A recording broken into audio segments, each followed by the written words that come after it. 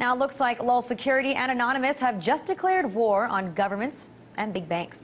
So yesterday, LulzSec released a statement to announce that the two groups had joined forces and are launching what they call Operation Anti-Security. In it, they wrote, "Together we can defend ourselves so that our privacy is not overrun by profiteering gluttons.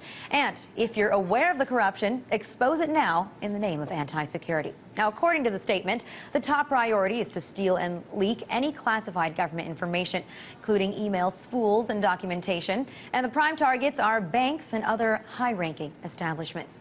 Now, so far, LulzSec has done a pretty convincing job of exposing the government and security firms' very poor security on their websites. But now that LulzSec and Anonymous have stepped it up a notch, might the government do the same in return?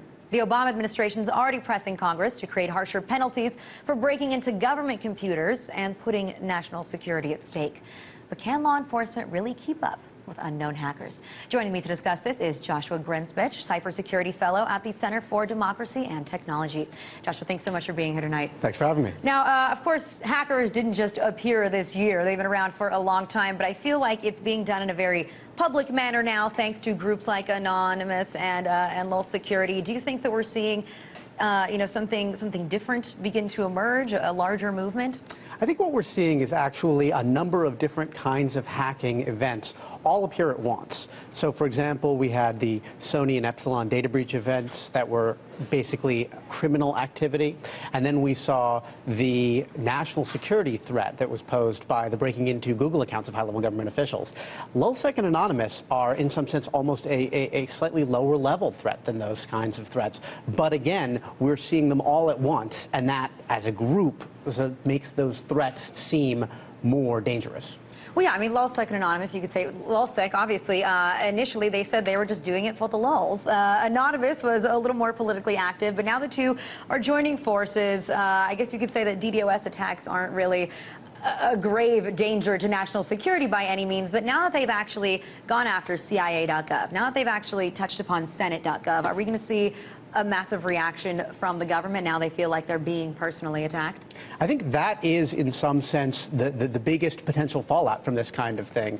When you see people that design not terribly dangerous attacks in a way that makes them publicity garnering, then all of a sudden policymakers see that, and they see a very visible threat that may not be as much of an actual threat as you know, a network security engineer might have it, but that can garner a very strong response as a reaction. Well, I mean, we've already seen, at least reportedly, that's what the officials or law enforcement claims, that they've arrested members of Anonymous, be it in Spain or when they arrested people here within the U.S. But do you really think that that's something that they should be devoting their scarce resources to, or are there much more, serious hackers and black hats and people that they have to be worried about? Right. I think that there are much more serious events that they do need to be worried about. And in fact, we've seen examples of that, as I said earlier, in the last 2 months. We've seen very serious break-ins to the internal networks of corporations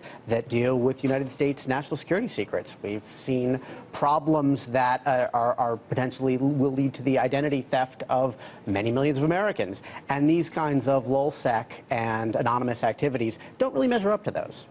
But do you think it's just the typical embarrassment problem with the government, right? I mean, let's say we see the government waging a war against whistleblowers right now, and obviously WikiLeaks, although to this date, there have been no confirmations from any politicians, from any military officials that any lives were actually put into jeopardy or anybody was actually killed because of any of the WikiLeaks disclosures.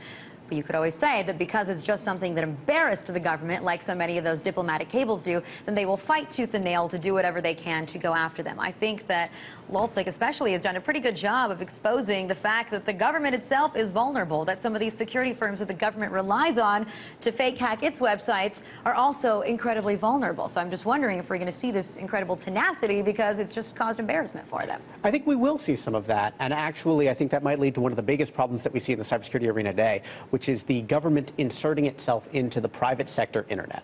And that's because, the government says it's not secure enough. We see all these security problems. At the same time, where we're seeing things like these hacks of the CIA government website is on government security sites. Therefore, the question sort of becomes, is the government really the right group of people to be securing the private sector internet?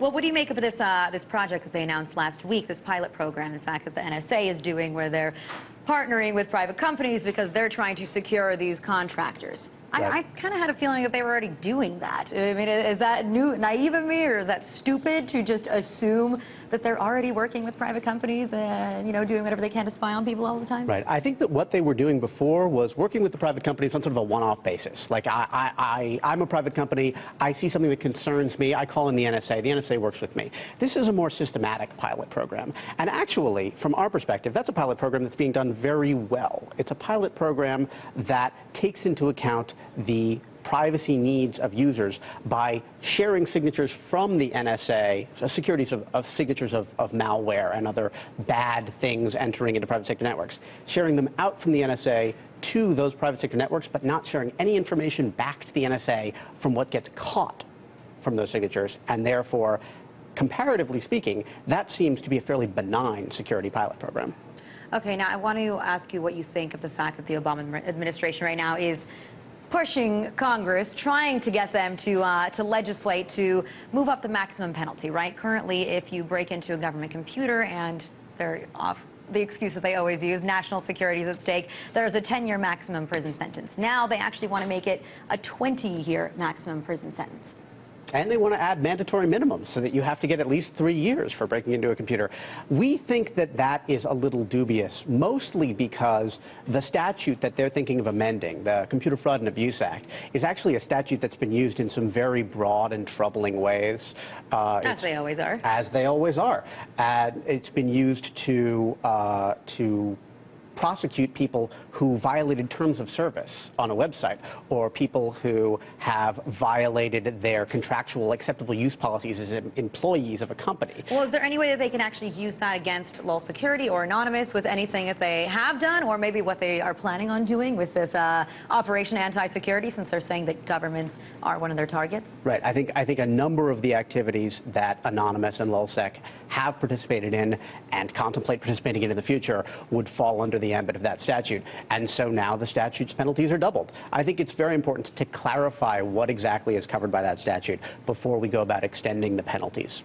Okay, now lastly, I think that, you know, in general right now there is this mood around the world, thanks to the financial crisis, thanks to the fact that it was a lot of banks that brought down the entire economy. There is this anti-financial institution, anti-government mood. So I'm just wondering, I mean, if Anonymous and LulzSec actually play their cards right, if they don't start going after minor figures and they do get some big leaks out there, I mean, do you think that it could be a bit of a game-changing event?